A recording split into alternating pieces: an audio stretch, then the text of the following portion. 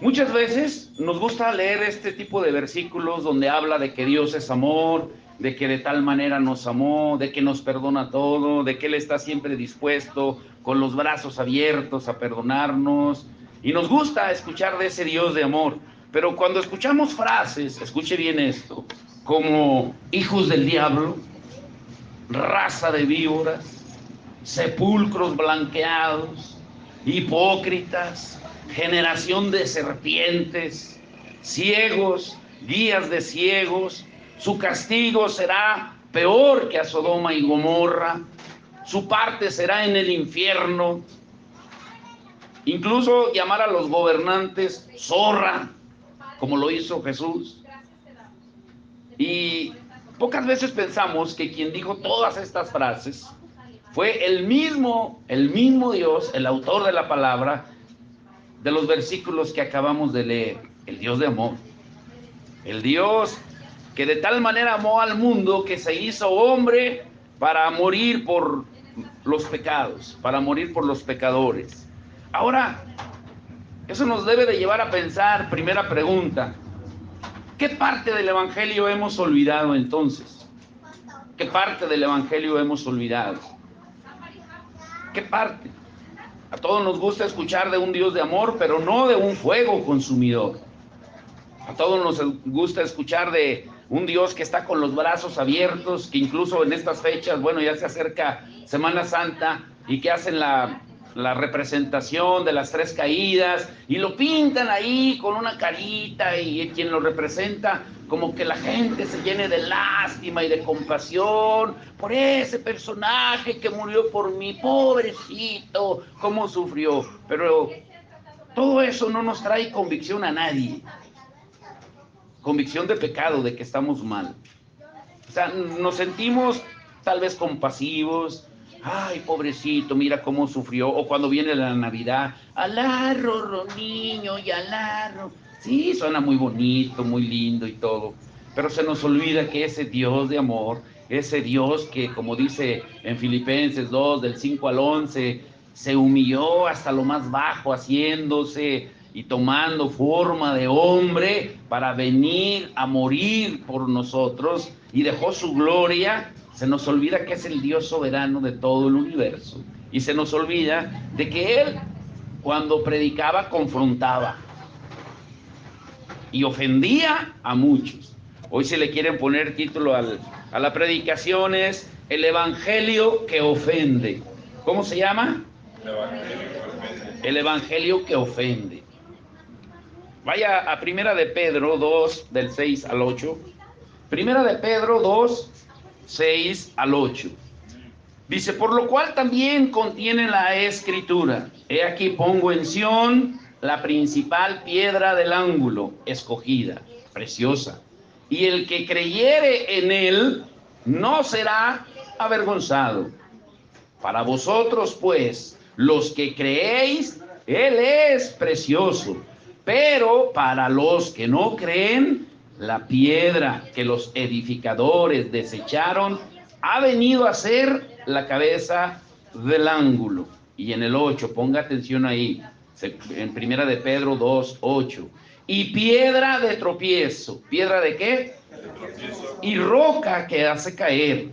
Porque tropiezan, ¿en qué tropiezan? En la palabra. En la palabra, siendo desobedientes, a lo cual fueron también destinados. Hoy en día el significado de creer se ha rebajado tanto, se ha diluido tanto, que para la mayoría de las personas el hablar esa palabra se ha convertido solamente como una liturgia, como algo repetitivo. No, es que si tú crees, serás salvo tú y toda tu casa. No, es que dice la palabra que al que creyere y fuere bautizado, será salvo. No, es que dice que si crees con tu corazón y confiesas con tu boca, serás salvo. Pero lo dejamos ahí nada más. Y lo pintamos de una manera como si fuera algo repetitivo, una liturgia que hay que recitar, pero que nada tiene que ver con arrepentimiento y obediencia. ¿Sí me estoy explicando? Y hemos rebajado tanto el Evangelio que Juan 3:16, la escritura que leímos, que es considerada el versículo central de la Biblia, es considerado, se ha vuelto solo una fórmula de repetición. Por ejemplo, pueden ver las predicaciones en el internet, en Facebook, YouTube o cualquier red social, en la televisión, incluso canales cristianos. Cuando los predicadores terminan de predicar, solamente lo único que hacen es, repita conmigo, Señor Jesús, te recibo. Y a veces la gente está más distraída que nada, o está tocada en las emociones, pero en realidad no hay arrepentimiento. Y una oración de 1 minuto la convierten como si hubieran hecho una declaración de fe que les va a dar salvación eterna. Lo hemos diluido tanto. Una fórmula de repetición, de creer, pero sin convicción de pecado. Que el único requisito, dicen, es creer.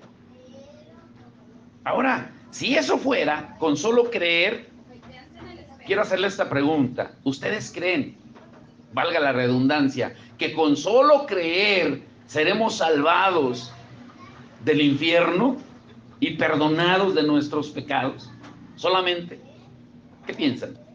Solo creer. Vaya conmigo a Santiago 2:19.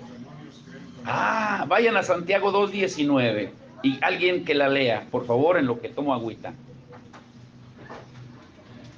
Santiago 2:19. ¿Tú crees que Dios es uno? Bien haces. También los demonios creen y tiemblan. La palabra se predica sola. Si se tratara solamente de creer, pues los demonios serían salvos. Si solo se tratara de creer. Es más, y dice ahí algo extra todavía. Dice que los demonios creen y ¿qué más hacen? Tiemblan de temor, de miedo.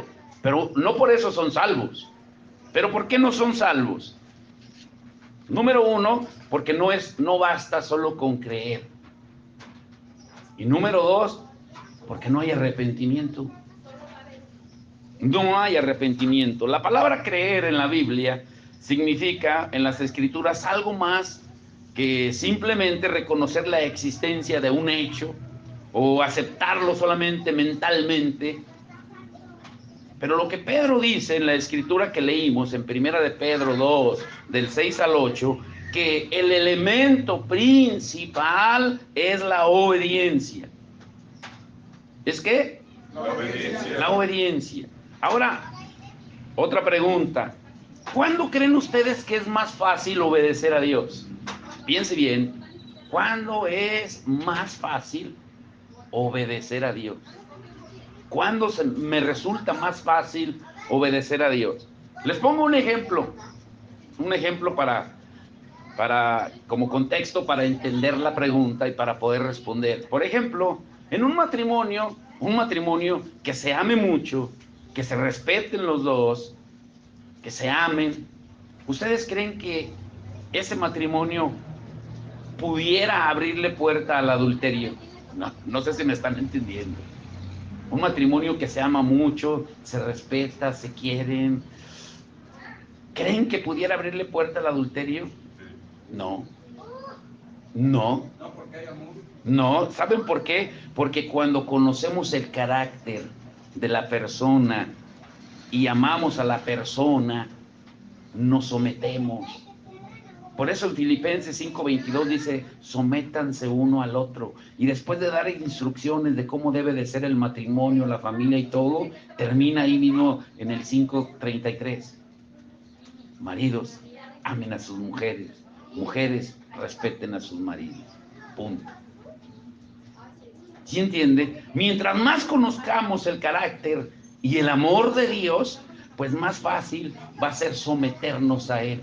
Pero desafortunadamente, la gran mayoría conocemos a Dios solamente como bombero, como el que nos rescata de nuestros problemas, como el que nos soluciona, el que nos saca, nos desatora la carreta cuando se nos atora, que lo buscamos solamente por beneficio. Pero el amor es el punto básico de nuestra relación con Dios. Debe de ser el punto básico.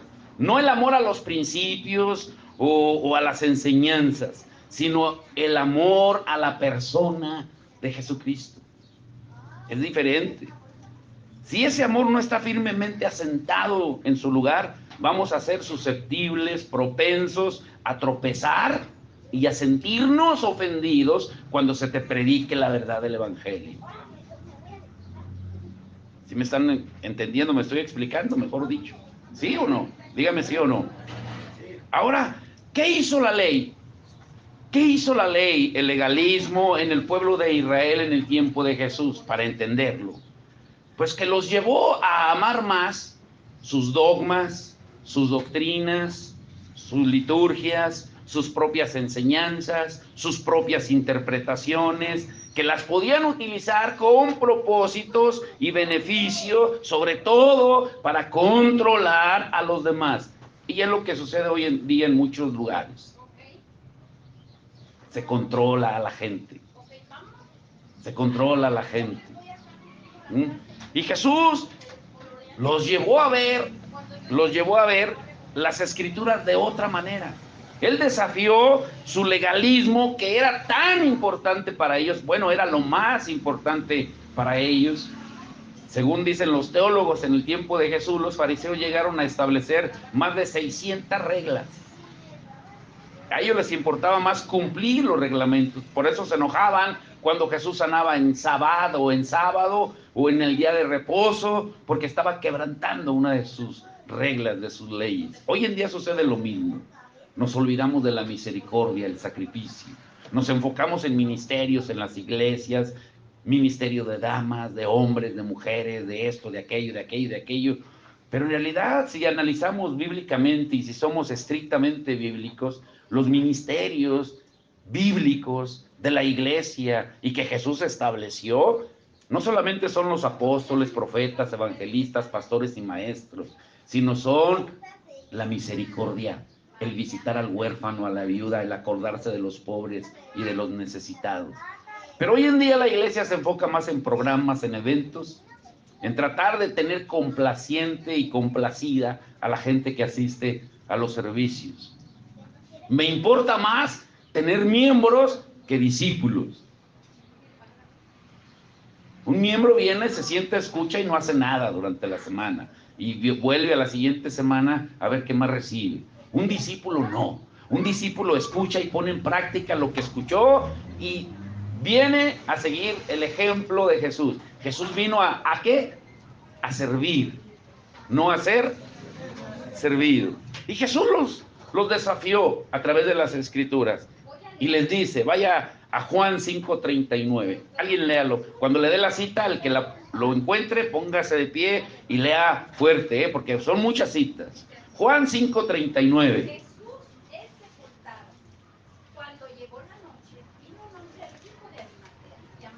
Escudriñad las Escrituras, porque a vosotros os parece que en ellas tenéis la vida eterna, y ellas son las que dan testimonio de mí. O sea, Jesús les dijo, momento, como que ustedes están rebasando la línea. Se están enfocando más en dogmas, en enseñanzas, en doctrinas, en reglamentos, pero se están olvidando de las Escrituras. Y las Escrituras son las que hablan de mí, las que dan testimonio de mí. O sea, se están desubicando. Ubíquense, que eso es lo que Dios va a hacer hoy con nosotros, nos va a ubicar. Pero para ellos la ley se había vuelto más importante que la relación. Y veían a Jesús como piedra de tropiezo para ellos. O sea, no, es que por su culpa vamos a perder nuestras costumbres. Por su culpa la gente ya no va a seguir nuestras tradiciones. Incluso el mismo anciano Simeón profetizó que Jesús sería caída para muchos.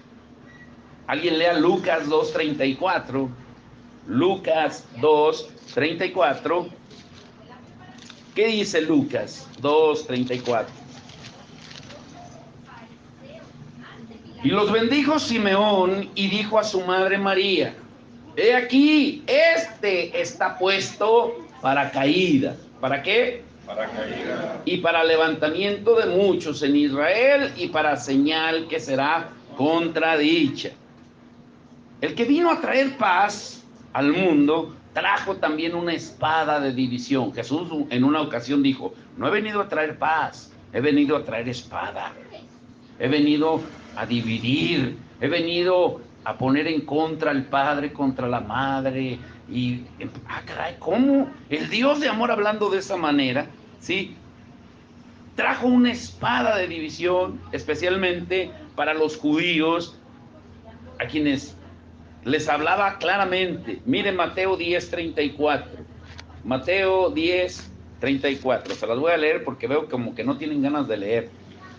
No penséis que he venido para traer paz a la tierra. Escuchen bien lo que está hablando. No he venido para traer paz, sino que, sino espada. No he venido a traer paz, sino espada. Caray. Y para vida a quienes eran víctimas de los ministros de esa época. También Juan 10:10 dice que él vino a dar vida y vida en abundancia. Pero ¿a quién le vino a dar vida? ¿Y a quién entonces vino a traer espada? ¿Cómo se representa a Jesús la mayoría de las veces? A ver, todos venimos de un trasfondo católico. Adorábamos imágenes, veíamos imágenes en el comedor, la Santa Cena, viendo a Jesús ahí rodeado de todos aquellos que lo iban a abandonar. Pero él con su carita así como de... imágenes que, nos hacían sentir algo. Como el pastor que llevaba una oveja cargando en sus hombros, llevando a la oveja perdida de regreso al rebaño, y lo pintaban o lo pintan con el pelo como si se lo acabara de planchar, chapeteadito, las uñas como si se acabara de hacer el manicure, la herida de aquí, como si fuera un tatuaje muy bien hecho, mejor que los de Nodal. Y así. O sea, sentado rodeado de niños, bendiciéndolos, sonriendo con ellos, dándole pan a la gente, y muchas otras figuras. Hay tantos miles y miles de cuadros que representan a Jesús de una manera equivocada, no completa. Y claro que Jesús era todo eso, pero no de la manera en que lo queremos pintar o representar. Jesús es amor, claro que sí, pero no nos da la imagen completa, esas figuras. Este mismo Jesús fue el que denunció a los fariseos que se justificaban a sí mismos. Mire lo que dice ahí en Mateo 23:33. Mateo 23:33. Serpientes, generación de víboras, ¿cómo escaparéis de la condenación del qué? Ay, Señor, imagínense, si predicara hoy Jesús con esos mensajes en las iglesias, las vaciaría todas. Nadie iría a escuchar a ese predicador.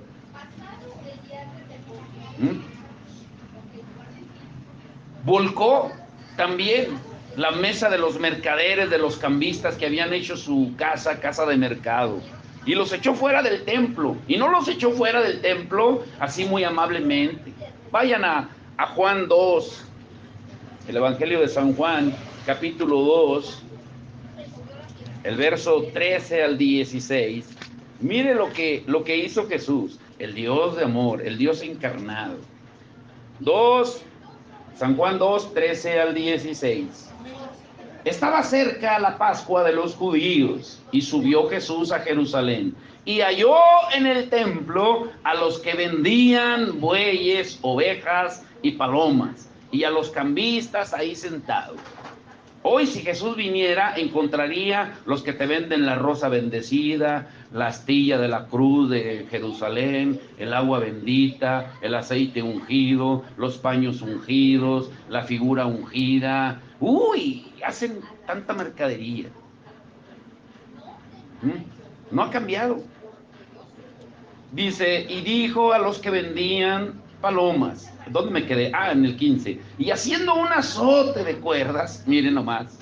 ¿Haciendo qué? ¿Un azote de qué? De cuerdas. Echó fuera del templo a todos, y las ovejas y los bueyes, y esparció las monedas de los cambistas, y volcó las mesas.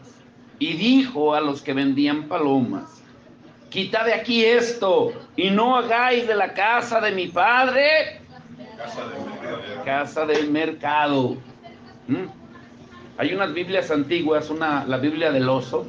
Isabel tiene una, bueno, se la regaló a mi suegro. Una Biblia del oso, y dice que Jesús hizo el látigo, y no dice, lo dice más específicamente. Esa Biblia es de 1500, se escribió en 1500 y tantos. Y dice que literalmente Jesús con el látigo golpeó a los fariseos, a los religiosos, y los sacó. Literalmente. Pero aquí pues ya traducciones modernas nomás dicen que hizo el látigo y echó fuera a los bueyes, pero no especifica qué, porque ¿cómo vamos a pintar a un Jesús así drástico? No, no, no. Pero Jesús, él ofendía con su palabra. Y también le dijo, mire lo que le dijo a un hombre que deseaba enterrar a su padre antes de seguirle. Él dijo, ¿sabes qué? Mira, deja que entierre a mi padre. Se refería, deja que se muera mi papá, me deje la herencia y entonces te sigo. Y mire lo que le responde, Lucas 9, 59 al 60. A ver, ahora sí alguien léalo. Lucas 9, 59 al 60. ¿Qué le dijo a ese hombre? ¿Qué le dijo? Dijo a otro, sígueme. Él le dijo, Señor, déjame para que primero vaya y entierre a mi padre. Jesús le dijo, deja que los muertos entierren a sus muertos, y tú ve y anuncia el reino de Dios. Cualquiera que escuchara un mensaje de esos diría, híjole, qué deshumanizado. ¿Cómo es posible que sea así? Que diga eso. ¿Cómo es posible? Pero la lista no termina ahí. Si estudiamos de cerca el ministerio de Jesús, veremos a un hombre que ofendía a muchos mientras ministraba, mientras predicaba. Y muy atentos, por favor, apenas todo fue la introducción, ahora sí viene el mensaje. ¿Qué tipo de personas ofendió Jesús?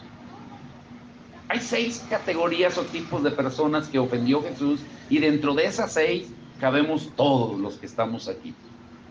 Ponga mucha atención. Número 1, Jesús ofendió a los fariseos. ¿A quiénes? A los fariseos. En muchas ocasiones Jesús confrontó y ofendió a los religiosos, los que se sentían que tenían la verdad absoluta, como hay muchos hoy en día. Mi religión es la verdadera. Yo creo en el Dios verdadero. Y nos peleamos por el mismo. Yo creo en Jehová, el Padre. Y el otro, yo creo en Jesús. Es el mismo. Y los carismáticos pentecostales, no, es el Espíritu Santo. Pues es el mismo. Pero hacemos religiones. Pero Jesús aún así los amaba. Los amaba tanto que no iba a dejar de decirles la verdad, aunque los ofendiera. Vayan a Mateo 15. Mateo 15 del 7 al 9. Hipócritas. Ay, Señor, no es la palabra, Hipócritas. Bien profetizó de vosotros Isaías cuando dijo, este pueblo de labios me honra, mas su corazón está lejos de mí. Pues en vano me honran, enseñando como doctrinas mandamientos de ¿quiénes? De hombres. De hombres. Mandamientos de hombres. Y estas palabras los ofendieron. Porque mire ahí más adelante, en el verso 12, ¿qué le dijeron sus discípulos? Ahí mismo en Mateo 15, verso 12. Entonces, acercándose sus discípulos, le dijeron, ¿sabes que los fariseos, qué dice? Se ofendieron. Se ofendieron cuando oyeron esta palabra. ¿Pero qué respondió Jesús? Sigamos leyendo en el 13 y 14. Pero respondiendo él dijo, toda planta que no plantó mi Padre Celestial será desarraigada. Dejadlos. Son ciegos, guías de ciegos. Y si el ciego guiare al ciego, ambos caerán. ¿En dónde? En el hoyo. En el hoyo. Jesús mostró que en realidad las ofensas era un instrumento para demostrar quiénes son verdaderamente plantados por el Padre. ¿Sí me explico o no? Lo demostró. Ahora escuchen esto. Piense bien. Las preguntas se van a poner un poquito más incisivas, más profundas para hacernos pensar. Escuche esto. ¿Cuándo se produce la ofensa? Después de ver lo que Jesús decía, de estudiar un poquito el contexto, la introducción de lo que Jesús hacía, les pregunto, ¿cuándo se produce la ofensa? Hablando de la palabra. ¿Saben cuándo? Cuando se predica la verdad. La verdad duele. Dile a una persona la verdad y vas a ver cómo la recibe. Vas a ver, la gran mayoría no la va a recibir bien. La gran mayoría va a rechazar. La verdad duele. Porque la palabra es una espada, dice Hebreos 4:12, que la palabra de Dios es una espada que penetra el alma y el espíritu y divide los pensamientos, tanto del alma y del espíritu, y parte los tuétanos y se mete hasta... Oh, duele, una espada, duele. Cuando tú predicas la verdad, vas a ofender. La verdad de la palabra, no tu verdad, la de la palabra. Porque muchos predican sus verdades, pero no la verdad de Dios. Hay una gran diferencia. Y cuando se predica la verdad del Evangelio, se molestan porque se predica la verdad. ¿Y qué sucede? Algunos comienzan a criticar todos los aspectos de la iglesia y finalmente, si no aceptan la corrección de la palabra, si no aceptan la disciplina, se van. Y tristemente, algunos ministros, pastores, les preocupa más tener miembros que discípulos. No, es que si les hablo de eso se van a ofender. No, es que si les digo de esto se vayan a ofender.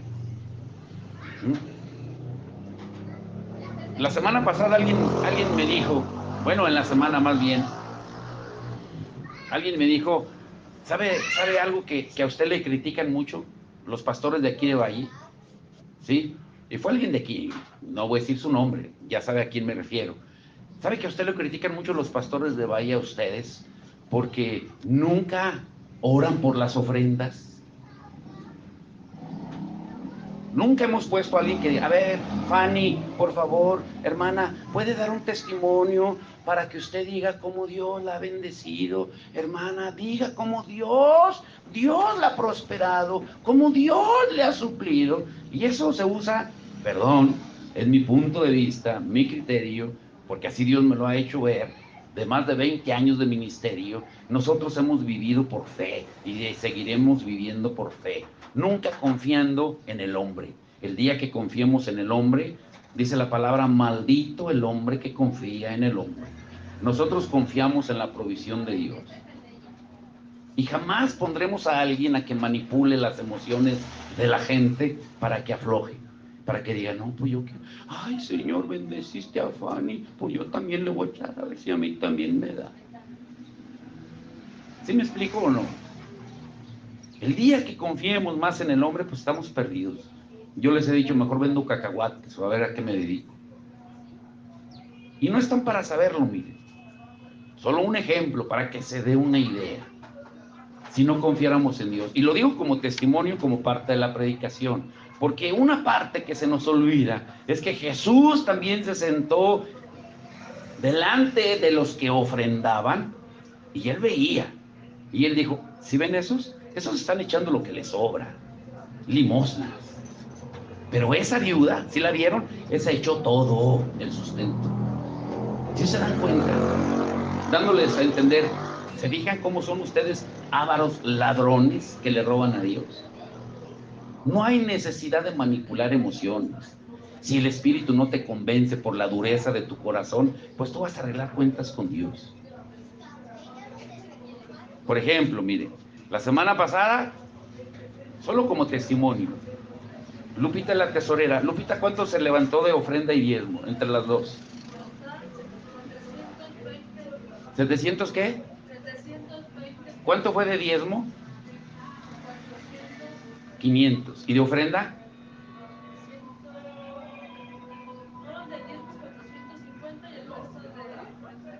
O sea, de ofrenda no fueron ni 300 pesos. 720. Yo le pregunto, ¿alguno de ustedes que tenga 2 hijas en la secundaria, una esposa, que tenga un vehículo al cual hay que echarle gasolina, se podría mantener con eso? Le pregunto. Y no estoy manipulando emociones, es para confrontarlo con la palabra. Si a ti se te olvida que todo lo que tienes es por Dios, por la misericordia de Dios, si tú no bendices, como dice la palabra, con tus primicias, con el fruto de tu trabajo a Dios, pues no te quejes después. Jamás manipularemos las emociones, pero sí les tenemos que decir la verdad, porque si no yo me hago cómplice. ¿Sí me explico o no me explico? Yo no voy a ser cómplice ni voy a ser partícipe de pecados ajenos. Si el Espíritu no les ha revelado, o si ustedes no han dejado que el Señor trate con ustedes, es su problema, no es mío. Lo que sí les garantizo que mientras yo siga predicando la verdad, el Señor nos va a seguir sosteniendo como lo ha hecho por más de 20 años. El que predica el Evangelio, dice la palabra, vive del Evangelio. Jesús nunca tuvo casa, nunca tuvo una almohada, nunca tuvo una cama. No hay ningún registro donde diga que algún discípulo tuvo una iglesia, un edificio bonito, hermoso. No hay ninguno. Las iglesias eran en las casas, así como aquí. Pero nos hemos salido del enfoque. Claro que si Dios nos da un edificio hermoso, bonito, Él merece la honra, pero no va a ser prioridad. La prioridad siempre será su palabra. Y yo se los he dicho por años. Si tenemos que predicar abajo de un árbol, lo seguiremos haciendo. Y lo hemos hecho. Pero la palabra ofende. Ahora grábese esto, mire. Grábese esto. Y lo voy a decir muy lento. Cuando tienes miedo, a mí Dios me lo ha hecho ver eso. Cuando tienes miedo de herir los sentimientos de la gente por decir la verdad, cuando tienes miedo de herir los sentimientos de la gente por decir la verdad, pierdes autoridad dada por Dios para proteger y alimentar a las ovejas que Él te ha confiado. Las ovejas son de Él.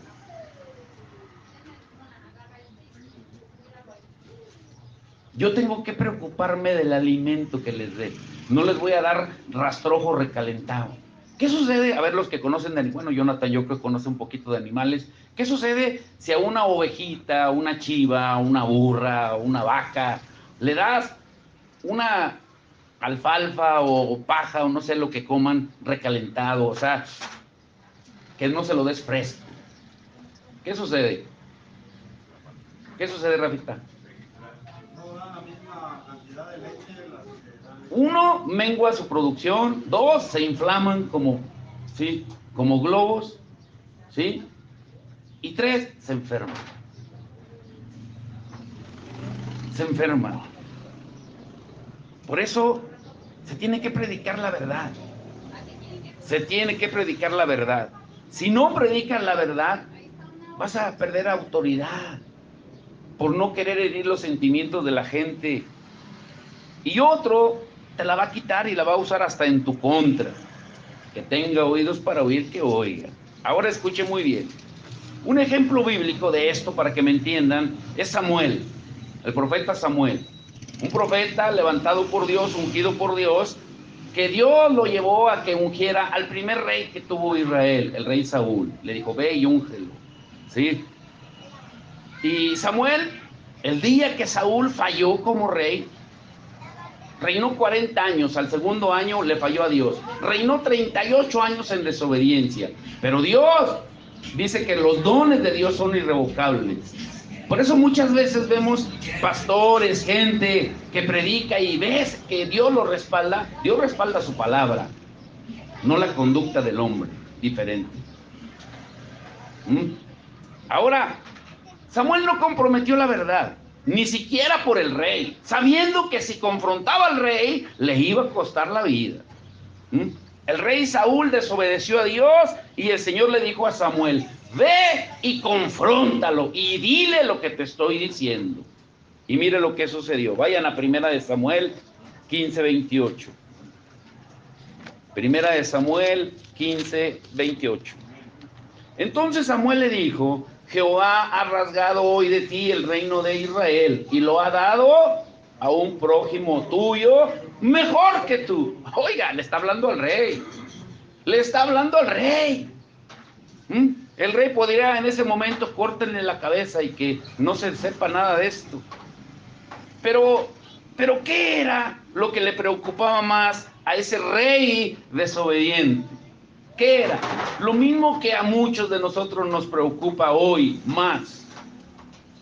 Su posición, la reputación, el qué dirá la gente. Estaba más preocupado por lo que pensaran los demás de él, como muchos hoy en día. Y ahí mismo, en 1 de Samuel 15, en el verso 30, mire lo que el rey le dice. Y él dijo: yo he pecado. O sea, reconoce que ha pecado. Reconoce que ha pecado. Pero te ruego que me honres delante de los ancianos de mi pueblo y delante de Israel, y vuelvas conmigo para que adore a Jehová tu Dios. Aquí fue honesto, pero no íntegro. ¿Cómo entender? Fue honesto, pero no íntegro. Tal vez haya escuchado esto. Con este ejemplo me va a entender muy bien. Dice que un hombre pidió un día, estaba con una mujer en el parque, y dice: ¿tienes hambre? Sí, vamos a pedir una pizza, que nos la traigan aquí. Ahora con el Didi, Food Rapid, todo eso, pues de volada, ¿verdad?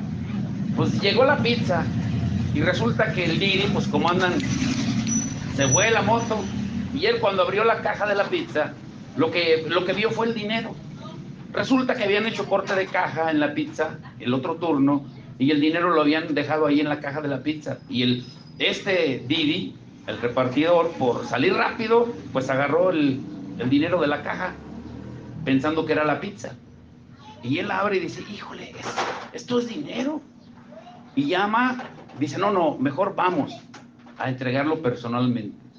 Y llega allá y dice: oiga, yo pedí una pizza y mire, pues resulta que pues no me llegó la pizza, me llegó esto.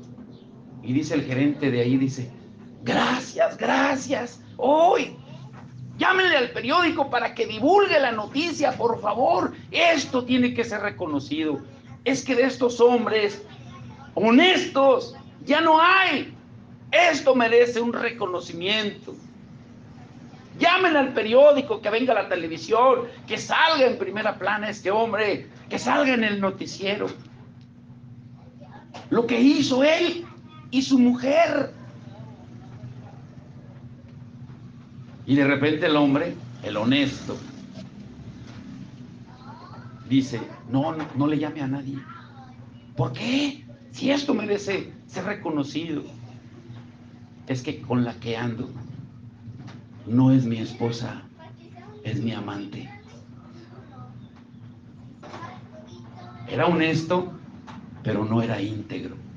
¿Sí me entendió con ese ejemplo? Muchos de nosotros somos honestos con Dios, pero no íntegros.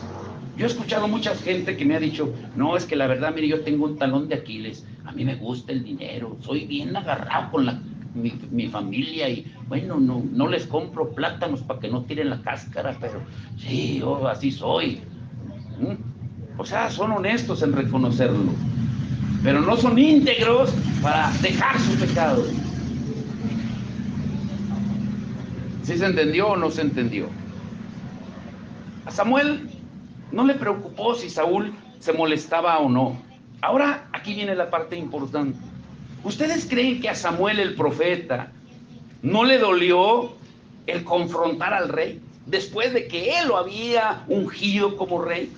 ¿Creen ustedes que no le dolió después de haberlo ungido como rey, haber orado por él para que Dios lo levantara como el primer rey de Israel? ¿No le dolió su corazón cuando fue y lo confrontó y le dijo: mira, Saúl, el Señor dice esto de ti? ¿Creen que no le dolió? Les pregunto. ¿Qué piensan? ¿Le dolió o no le dolió? Claro que sí, porque algunos tienen la idea que cuando uno disciplina en amor de la palabra, con la disciplina de Dios a alguien, cuando se les disciplina piensan que no se les ama. Uy, si les contara la cantidad de historias en 8 años de gente que se ha ido porque no ha soportado la disciplina. No se dan cuenta que se les ama. Porque dice la palabra que Dios al hijo que ama, que dice que lo que lo disciplina, ¿y qué más? Y lo azota. Pero confundimos. ¿Pero qué le dijo? ¿Qué le dijo Dios a Samuel después de estar llorando? Ay, ay, ay. Como que Samuel llegó al punto en que muchas veces nosotros caemos, sentirnos más misericordiosos que Dios. Pensamos que nadie va a amar a mí, es que mi hijo anda mal. Y no confías en Dios. Hasta que el Señor llegó y le dijo, a ver tú, mire, vayan. Ahí mismo en 1 Samuel 15, del 35 en adelante. 1 Samuel 15, ¿ya están ahí? 1 Samuel 15, 35. Dice, y nunca después vio Samuel a Saúl en toda su vida. Y Samuel, ¿qué dice? Lloraba a Saúl, y Jehová se arrepentía de haber puesto a Saúl por rey sobre Israel. Y le dijo Jehová a Samuel, ¿hasta cuándo llorarás a Saúl, habiéndolo yo desechado, para que no reine sobre Israel? Llena tu cuerno de aceite y ven, te enviaré a Isaí de Belén, porque de sus hijos me he provisto de rey. O sea, en pocas palabras, le dijo, oye, párale ahí. El que te mandó a que lo corrigieras fui yo. Quien lo está corrigiendo soy yo. ¿Tú por qué te estás lamentando de una disciplina que yo le di? Por eso a mí me encanta la parábola del hijo pródigo. Hay gran enseñanza ahí.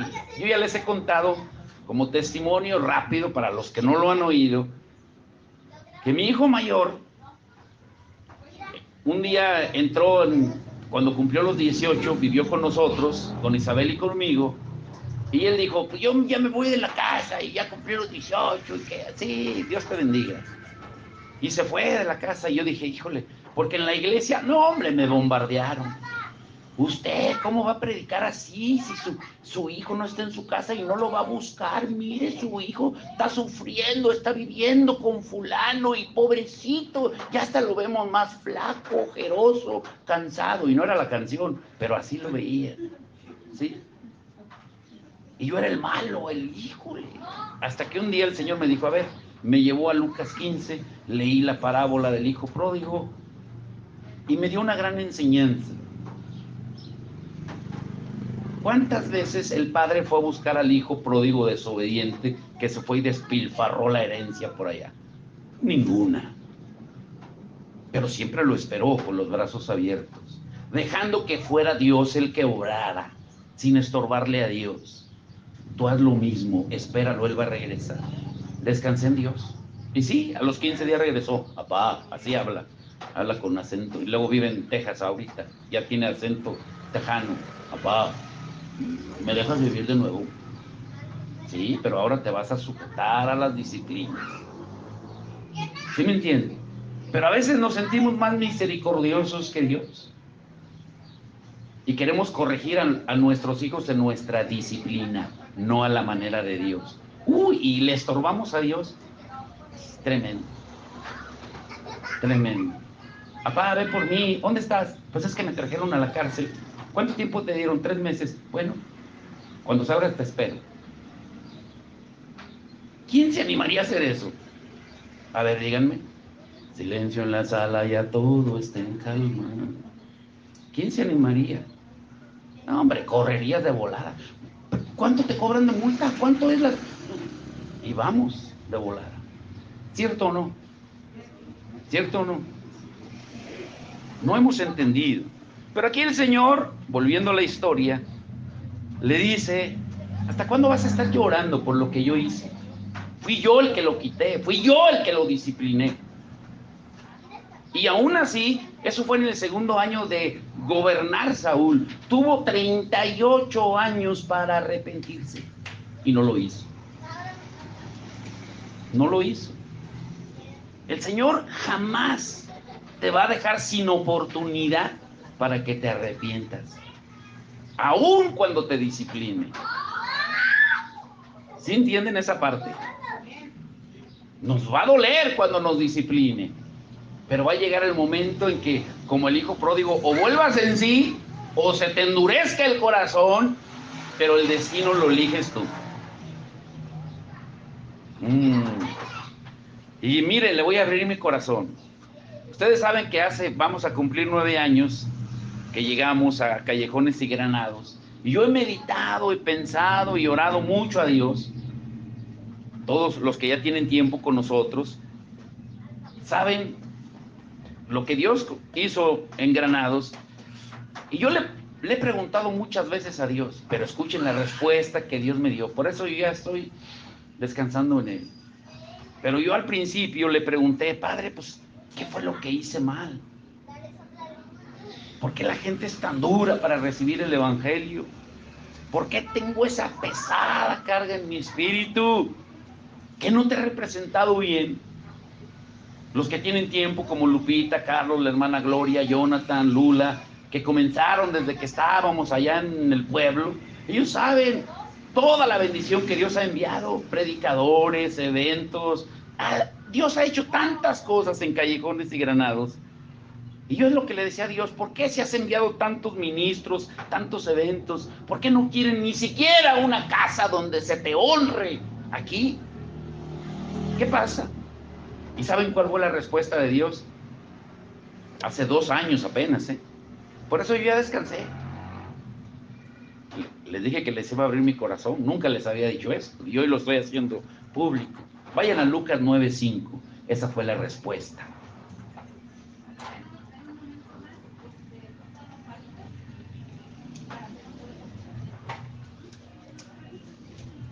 Lucas 9:5, ¿qué dice? A ver, léalo uno, pero fuerte. Lucas 9:5.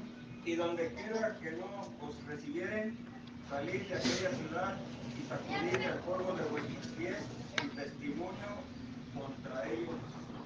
Por eso yo ya descansé. Yo ya descansé. No me voy a sentir más misericordioso que Dios tratando de inyectarles el evangelio, tratar de convencer a la gente, porque el que convence es el Espíritu Santo. Yo ya hice mi labor. Sembré la semilla, sembré la palabra. El que quiso escuchar y el que no, vámonos. Eso no quiere decir que no vayamos a volver a abrir otro lugar para congregarnos ahí, pero va a ser en el tiempo en que Dios lo haga, porque Dios tiene misericordia, pero en su tiempo, no en el nuestro. Jesús jamás se dejó controlar de nadie, de nadie. Él decía la verdad, aunque eso significara confrontación o finalmente ofensa. Si tú buscas la aprobación de los hombres, vas a perder autoridad de parte de Dios. Debemos de estar dispuestos a predicar la verdad de Dios, no la nuestra, y hacer su voluntad, aunque la gente se ofenda. Mire lo que el apóstol Pablo decía, Gálatas 1:10. Léalo rápido el que lo encuentre. Gálatas 1:10.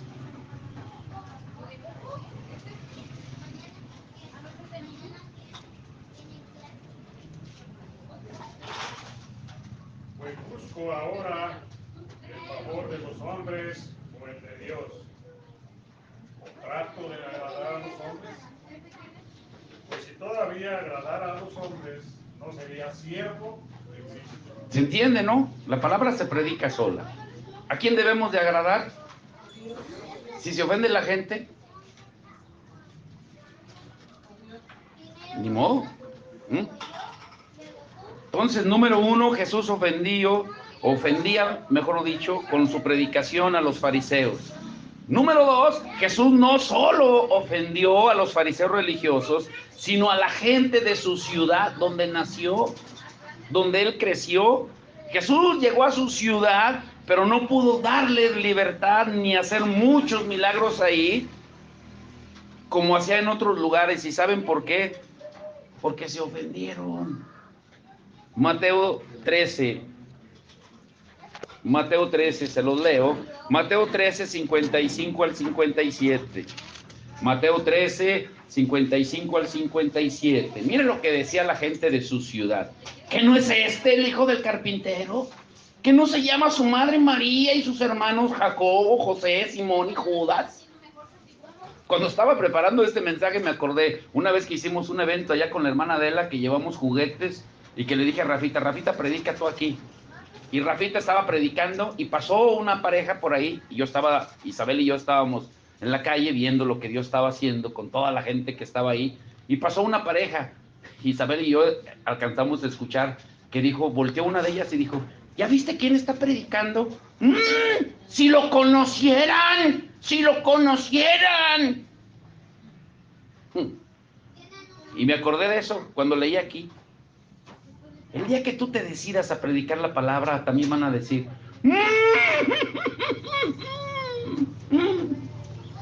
¿que no es este el hijo del carpintero? ¿No se llama su madre María y sus hermanos Jacobo, José, Simón y Judas? ¿Que no están todas sus hermanas con nosotros? Aquí está un versículo también para los que dicen que Jesús no tuvo hermanas ni hermanos en la carne. ¿De dónde pues tiene todas estas cosas? En el 57, y se escandalizaban de él. Otras versiones lo dice más claro, y se ofendían con lo que él decía. Pero Jesús les dijo, no hay profeta sin honra, sino en su propia tierra y en su casa. Y no hizo ahí muchos milagros a causa de la incredulidad de ellos. ¿Pero qué hizo Jesús? Él no comprometió la verdad. No comprometió la verdad solo por evitar que se ofendieran por lo que él estaba predicando. Al contrario, los hizo enojar tanto, todavía más, que intentaron matarlo, queriéndolo echar en un barranco. Mire, Lucas revela la misma historia, pero desde otro ángulo. Lucas 4, 28 al 30. Dice, al oír estas cosas, todos en la sinagoga se llenaron de ira, y levantándose le echaron fuera de la ciudad y le llevaron hasta la cumbre del monte sobre el cual estaba edificada la ciudad de ellos, para despeñarle, o sea, para echarlo al barranco. Mas él pasó por en medio de ellos y se fue. Les ofendió tanto ahí en Lucas 4, 28 al 30 por su predicación, que lo quisieron matar.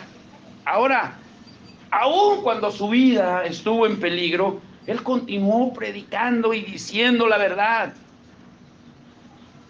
Ustedes no se imaginan la cantidad de pastores y de ministros que toleran el pecado y no predican la verdad, y mucho menos confrontan, porque tienen miedo que la gente se les vaya, y luego ¿quién les va a ofrendar? ¿Quién les va a diezmar? Y toleran. Les importa más el dinero o la cantidad de gente que tengan ahí. Les importan más los miembros.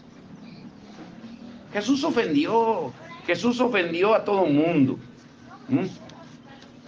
Número 3, Jesús ofendió a su propia familia. Aquí se pone bueno, ¿eh? ¿Jesús ofendió a quién? Aún los de su propia casa se ofendieron con él. No les gustaba la presión que hacía sobre ellos con su predicación.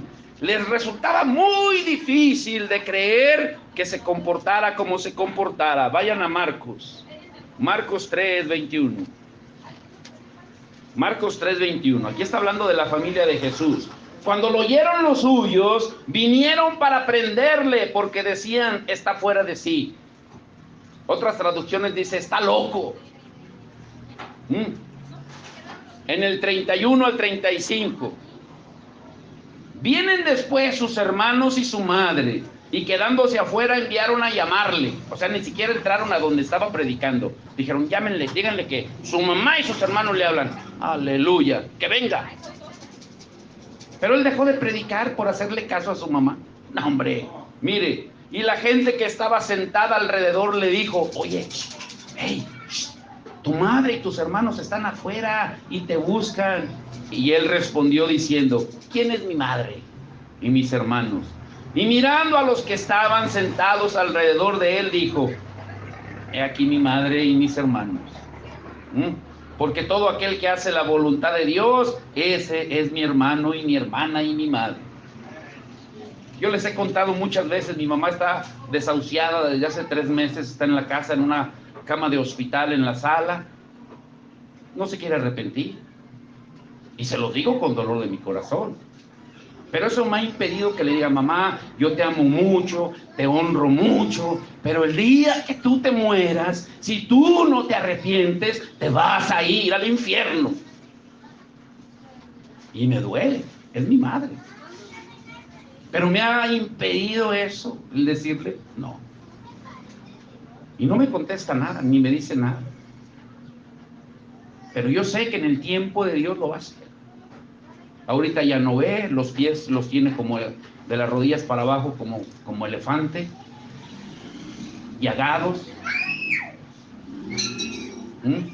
Ya no puede hablar seguido 10 minutos porque se empieza a trabar de la lengua, la presión se le sube, el corazón lo tiene trabajando menos de la mitad. El doctor ya dijo que una emoción fuerte o un gusto fuerte y ahí queda. ¿Yo qué puedo hacer ahí? Les pregunto. Lo único que puedo seguir haciendo es hablarle la verdad y amarla. Nada más. Con Jesús sucedía lo mismo. Su propia familia pensaba que estaba loco. Es más, mire lo que dice Juan de sus mismos hermanos. Ni siquiera creían en él. Juan 7:5. ¿Qué dice Juan 7:5? Juan 7:5. Porque ni aun sus hermanos creían en él. Pero Jesús jamás buscó la aceptación de su familia. Él cumplió el plan del Padre, contara o no con la aprobación de los demás. La madre y los hermanos de Jesús quizá creyeron en él, que estaba loco, fuera de sí.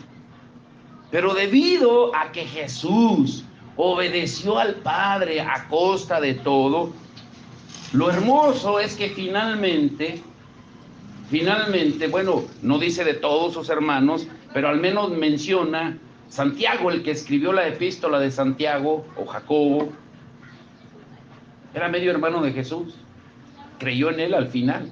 Judas, el que escribió la epístola de Judas, también fue medio hermano de Jesús. Al final creyeron en él. María, su madre, la que le decía, llámenle y díganle que lo busca su mamá. Al final también creyó en él, porque en Hechos 1:4-8 dice que María era de los que estaban entre los 120 que recibieron el bautismo del Espíritu Santo.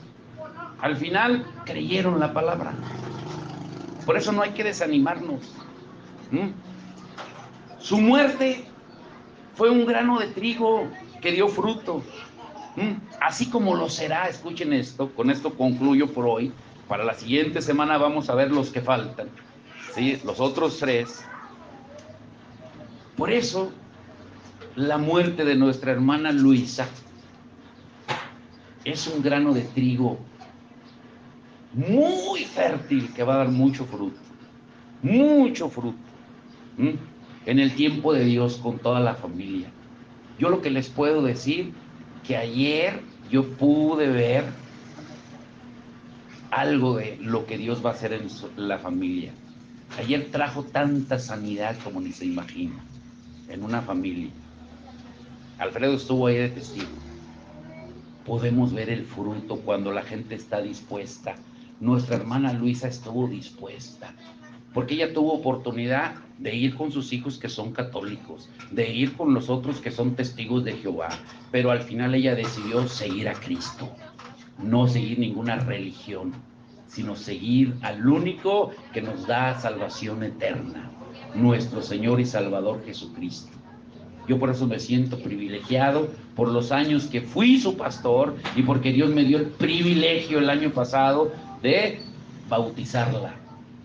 El que creyere y fuere bautizado, por eso ella está en el reino con el Señor. Así es de que llévese esto, que nada te impida hablar la verdad de Dios, pero la verdad de Dios, no la tuya, la de Dios. Póngase de pie.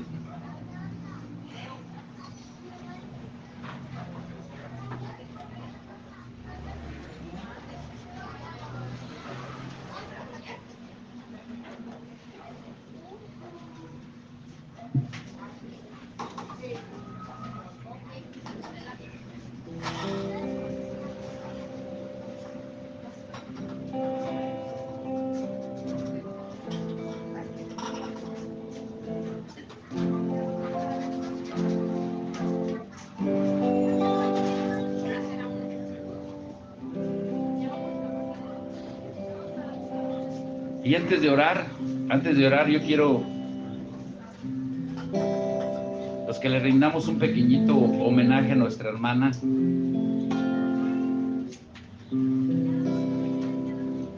Cantando la canción, si se acuerdan.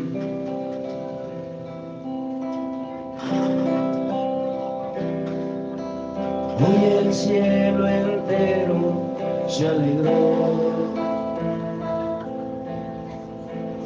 Una flor hermosa ya llegó a encontrarse con su amado que por años esperó. Hoy caminan juntos con amor. Jesús la recibió, en sus brazos la tomó. Y su amado le cantó. Mi chinita hermosa, tus ojitos vuelvo a ver. Mi chinita hermosa, nuestros hijos hoy caminan con tu fe. Mi chinita hermosa, tus ojitos vuelvo a ver. Mi chinita hermosa, nuestros hijos hoy caminan con tu fe. El aroma del café, tu perfume de mujer, en la casa se quedó. El jardín no brillará, pues tu luz le faltará. Y en el cielo tu amado cantará. Mi chinita hermosa, tus ojitos vuelvo a ver. Mi chinita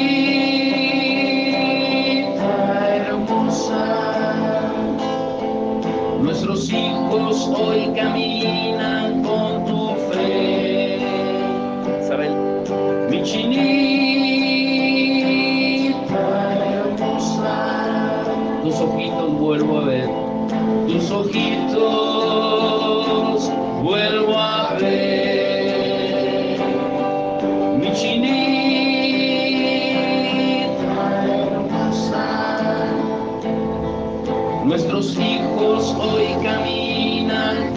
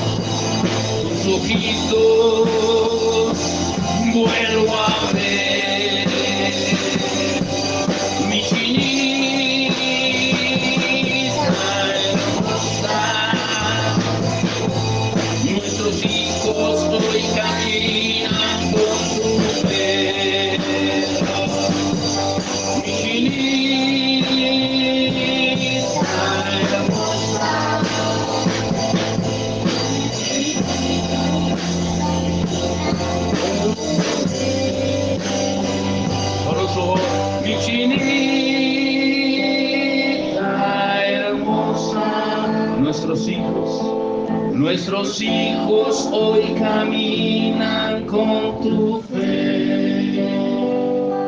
Sí, Señor, que ese sea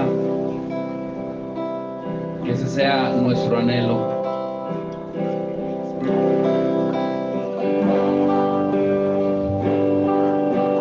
Quiero levantar aquí mis manos, maravilloso Jesús, milagroso Señor, llena ese lugar con tu presencia y haz descender tu poder a los que estamos aquí. Creo en ti, Jesús, y lo que harás en mí. Creo en ti, Jesús, y lo que harás en mí. En mí, recibe toda la gloria, precioso Hijo de Dios, recibe toda la gloria, toda la honra, precioso Hijo de Dios. Levante sus manos y dígale: quiero levantar. Maravilloso,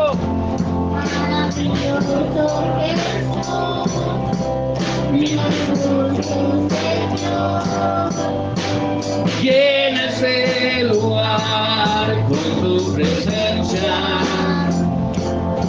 y al descender tu poder a los que estamos aquí. Creo en ti, Jesús, y lo que harás en mí. Creo en ti, Jesús, y lo que harás en mí. En mí, en mí, recibe toda la gloria, toda la honra, precioso Hijo de Dios, recibe toda la gloria,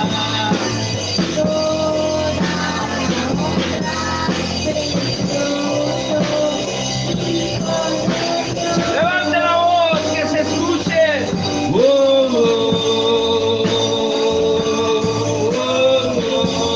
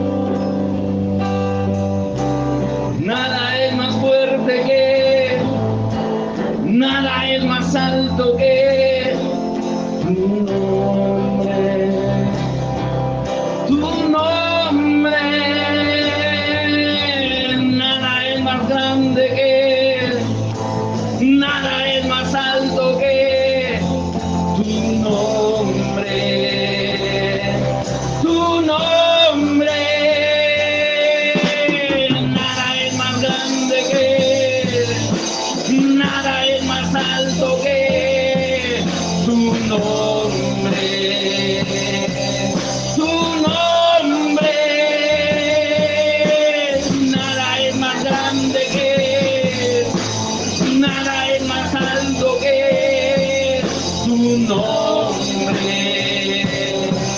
Tu nombre, nada es más grande que, nada es más alto que tu nombre. Tu nombre, dígale, nada es más grande que, nada es más alto que tu nombre. Tu nombre, solo su voz, nada es más grande que, nada es más alto que tu nombre. Tu nombre, nada es más grande que, nada es más alto que tu nombre. Tu nombre, todos, última vez, nada es más grande que, nada es más fuerte que tu nombre. Tu nombre, nada es más grande que, nada es más alto que tu nombre.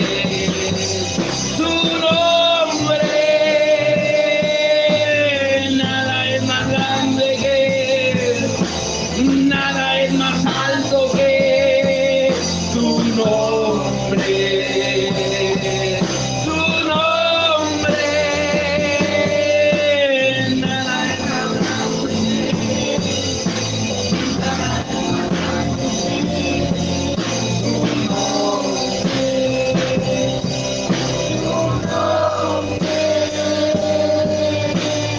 nada es más grande nada es más grande que, nada es más alto que tu nombre. Tu nombre, nada es más alto que, nada es más alto que tu nombre. Tu nombre. Sí, Señor, te damos gracias. Gracias, Señor, por todo lo que tú haces, seguirás haciendo, Señor, en nuestras vidas, Señor. Ahora te rogamos, Señor, que tu palabra, Señor, se haga rema en cada uno de nosotros, Señor. Y que nunca olvidemos que nada hay más grande que nada hay más alto que nada hay más alto, más fuerte, más grande, más profundo que tu nombre, Señor. Tu nombre que es sobre todo nombre, Señor. Gracias por la vida de esa chinita hermosa, Señor, por el tiempo en que tú permitiste que gozáramos juntos, Señor, que disfrutáramos de su presencia. Pero ahora ella ya está en un gozo eterno, Señor. Señor, y que nunca nos desalentemos, Señor. Que nunca nos desanimemos cuando vengan esos tiempos de disciplina, de corrección tuya, Señor. Cuando nos estamos desviando, Señor. Porque tú nos ubicas y nos confrontas a cada uno, Señor.